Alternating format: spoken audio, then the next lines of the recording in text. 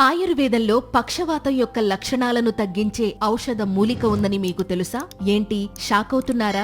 అవును, మీరు విన్నది నిజమే. మరి అదేంటో తెలుసుకోవాలంటే ఈ వీడియో చూడాల్సిందే. అదే కసివింద. దీని శాస్త్రీయ నామం కాసియా ఓసిడెంటాలిస్.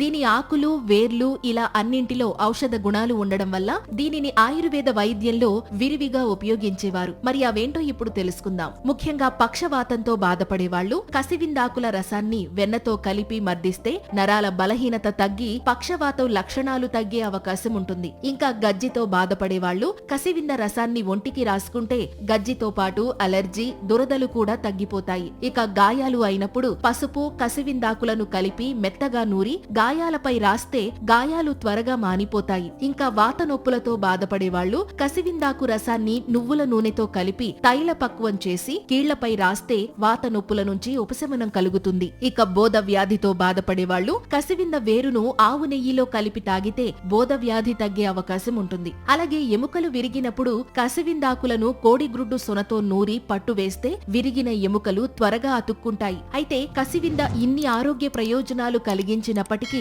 దీనిని ఉపయోగించే ముందు ఆయుర్వేద వైద్యుని సలహా ఖచ్చితంగా తీసుకోవాలి. ఈ సమాచారం మీకు నచ్చినట్లయితే ఈ వీడియోని లైక్ చేసి మీ ఫ్రెండ్స్ అండ్ ఫ్యామిలీ మెంబర్స్ కి ఇప్పుడే షేర్ చేయండి. ఇలాంటి మరిన్ని హెల్త్ వీడియోస్ కోసం వెంటనే మా ఛానల్ ని సబ్స్క్రైబ్ చేసుకోండి. Thank you.